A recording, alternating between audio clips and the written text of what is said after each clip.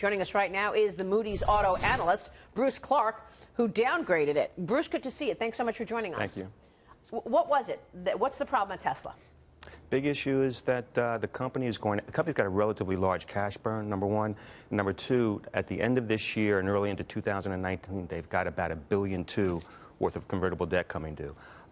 That's going to create a tight liquidity situation.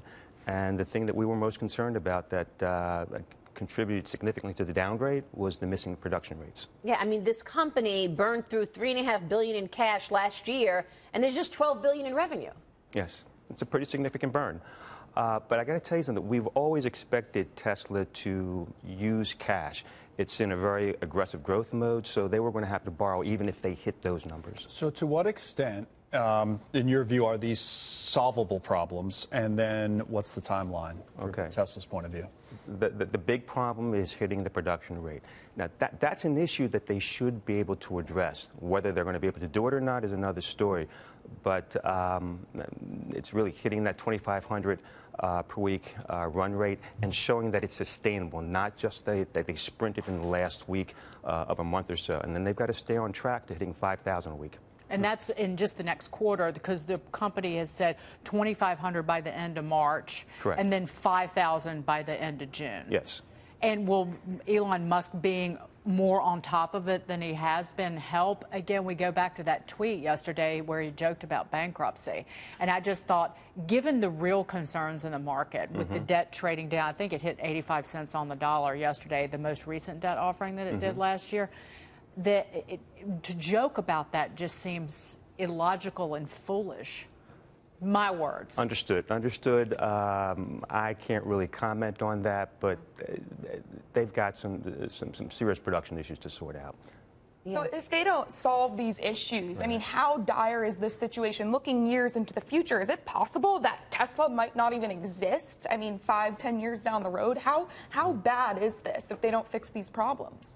Well, on that point, I really have to defer to the rating. I mean, if we thought that a liquidity issue or an insolvency issue were imminent, we'd have taken the rating down even lower. Sure. Right. But how does this happen? I mean, you look at you look at these cases where you have a company not generating much revenue, not making any money, and yet the market values it so highly, so much more than a company that's so profitable in the auto business. So were you questioning the valuation as you studied the fundamentals? The valuation really wasn't a significant issue. The valuation is based on the equity market's expectation for long-term gains. I mean, they were viewing Tesla to some extent as potentially another Apple or another Google. Right. But the debt is based on, and you know, the rating in terms of having the debt is based on whether or not this company is going to be able to pay it back, right? Absolutely.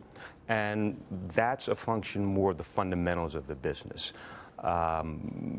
If you take a look at the value of Tesla right now, Tesla's got two very competitive luxury brands. They're very profitable, very competitive.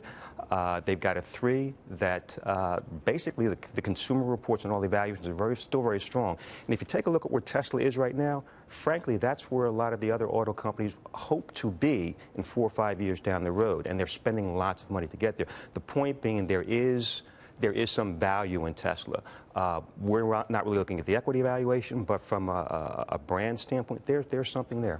As an auto analyst, which is what you are, do you find it difficult to even evaluate Tesla using the traditional metrics? Because to your point, I mean, it's looked upon in the market as a technology company in many ways, and runs into many of the same issues, whether they be production or others that technology companies have had with their products coming to market. So do you find it difficult to compare and contrast it as an auto analyst with the other companies you follow? No, it definitely presents some challenges. But one of the important things in doing that kind of analysis is not to look just at the numbers. You also have to look at the competitive position, long-term demand, where this industry is going. Those are certainly very important issues. We also have to, frankly, take into consideration Tesla's ability to go to the capital markets. That's a reality. We didn't place a tremendous amount of value on that and overweight that, but it's certainly something that we recommend, that we recognize. What kind of money raise do they need to do in terms of additional borrowing in the short run? Okay, we think it's somewhere in the neighborhood of $2 billion. And the August 11th publication of Grant's Interest Rate Observer, Right. Jim Grant took inventory of the bond market's accommodative stance. So how come the bond market is so accommodative on this and not seeing what you're seeing? Give me that In again. other words, Jim Grant says he took inventory of the bond market's accommodative stance to the offering while Tesla was conducting its investor roadshow, and drawing a parallel, basically saying, why are markets so open to all of this debt coming when, in fact, we look at the revenue numbers and the burn rate, and it's hard to believe that it's able to pay it. I believe that when we first rated this, we rated it, the company a B2 and signed the bonds a CAA1. The bonds actually priced tighter than that, and I think there was some degree of the euphoria slipping into that pricing. Is it possible this company looks like an acquisition target, turns into an acquisition target? I know that this is Elon Musk's baby, or one of a few that he's given birth to.